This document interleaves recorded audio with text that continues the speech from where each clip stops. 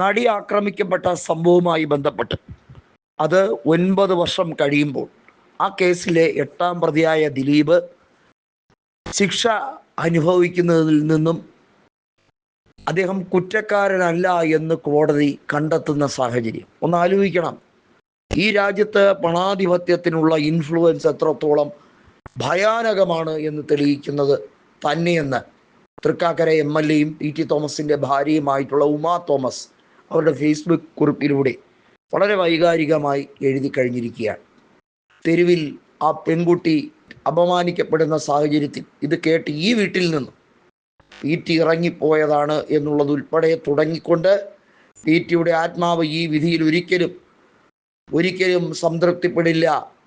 കോടതി നടപടികൾ തുടരുമ്പോൾ എത്രയോ തവണ ആ പെൺകുട്ടി പങ്കുവച്ച ആശങ്കകൾ ശരിയാണ് എന്ന് തെളിഞ്ഞിരിക്കുന്നു എന്ന് ഉപാധികളില്ലാതെ അവളോടൊപ്പം മാത്രം എന്ന് പറഞ്ഞുകൊണ്ടാണ് ഉമാ തോമസ് ഫേസ്ബുക്ക് പോസ്റ്റ് എഴുതിയിരിക്കുന്നത്. രാമൻ പിള്ള എന്ന അഭിഭാഷകനും കുറേ അധികം നേതാക്കളും ചേർന്ന് വലിയ തോതിൽ ദിലീപിന് വേണ്ടി പ്രതിരോധ കോട്ട കെട്ടുമ്പോൾ ഇവിടെ വനിതാ സംഘടനകളടക്കം കൃത്യമായി എടുത്തിരിക്കുന്ന നിലപാടുകൾ അന്നും ഇന്നും ഇരയോടൊപ്പം തന്നെ ഇരയ്ക്ക് നീതി കിട്ടണം എന്ന് പറഞ്ഞുകൊണ്ട് തന്നെയാണ്. നമുക്കറിയാം, സംവിധായകനായിരുന്ന ബാലചന്ദ്രകുമാറിൻ്റെ അന്ത്യം എന്ന് പറയുന്ന വളരെ നിഗൂഢതകൾ നിറഞ്ഞതായിരുന്നു എന്ന് പലപ്പോഴും പലർക്കും തോന്നിയിട്ടുള്ള സാഹചര്യമാണ്. ദിലീപ് തിരിച്ചു വരാൻ അല്ലെങ്കിൽ ദിലീപ് മാധ്യമങ്ങളുടെ മുമ്പിൽ സംസാരിക്കാൻ കോൺഫിഡൻസ് കിട്ടിയത് തന്നെ ബാലചന്ദ്രകുമാറിൻ്റെ മരണത്തിന് ശേഷമായിരുന്നു എന്ന് പല രീതിയിൽ ചാനലുകൾ വിവരിക്കുന്നുണ്ടായിരുന്നു.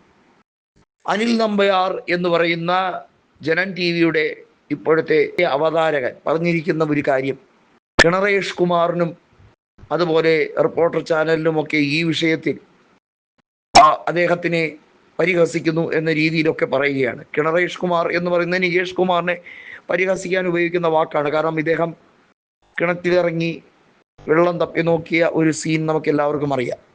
പക്ഷെ ഇവിടെ എടുത്തു പറയേണ്ടത് ദിലീപുമായി ബന്ധപ്പെട്ട വിഷയത്തിൽ ഉമാ തോമസ് പറഞ്ഞ കാര്യങ്ങൾ തന്നെയാണ് പരിപൂർണമായി ജനങ്ങൾ മനസ്സിലാക്കുന്നത്. കാരണം ഇത്രയധികം ഇൻഫ്ലുവൻസ് ഉള്ളൊരു വ്യക്തി, കോടിക്കണക്കിന് ആസ്തിയുള്ളൊരു വ്യക്തി നിയമങ്ങളെ കയ്യിലെടുക്കുകയാണ് പണാധിപത്യം കൊണ്ട് എന്ന് ഒരിക്കൽ കൂടി തെളിയിക്കുകയാണ്. ഇതിനകത്ത് മഞ്ജു വാര്യർ ഗൂഢാലോചനയുണ്ട് എന്ന് പറഞ്ഞതിന് ശേഷമാണ് ഈ കേസിൽ വലിയ രീതിയിൽ തനിക്കെതിരെ തൻ്റെ കരിയർ നശിപ്പിക്കുന്ന രീതിയിൽ നീക്കങ്ങൾ ഉണ്ടായെന്നാണ് ദിലീപ് പറയുന്നത്. തനിക്ക് തൻ്റെ കുടുംബത്തിന് സമാധാനമായി ഇനിയെങ്കിലും ജീവിക്കണം, കുറേ നാൾ നിങ്ങൾ കുറേ കല്ലുവെച്ച നുണകൾ പറഞ്ഞടുക്കിയതല്ല, ഇനി ഞാൻ പറയട്ടെ എന്ന് പറഞ്ഞ് മാധ്യമങ്ങളോട് ആക്രോശിക്കുന്ന ദിലീപിനെയാണ് നമ്മളെല്ലാവരും കണ്ടത്. ദിലീപ് എങ്ങനെയൊക്കെയാണ് റിവഞ്ച് എടുക്കുന്നത്, പക വീട്ടുന്നത് എന്നുള്ളത് മഹാനായ അതുല്യനായ മഹാപ്രതിഭയായ നടൻ തിലകൻ പറഞ്ഞിട്ടുണ്ട്. അയാൾ ഒരു വിഷമാണ് എന്ന രീതിയിൽ തിലകൻ പറഞ്ഞ ആ ഡയലോഗ് മലയാളികളുടെ ഇടനെഞ്ചിൽ പതിഞ്ഞ ആ ഡയലോഗാണ്.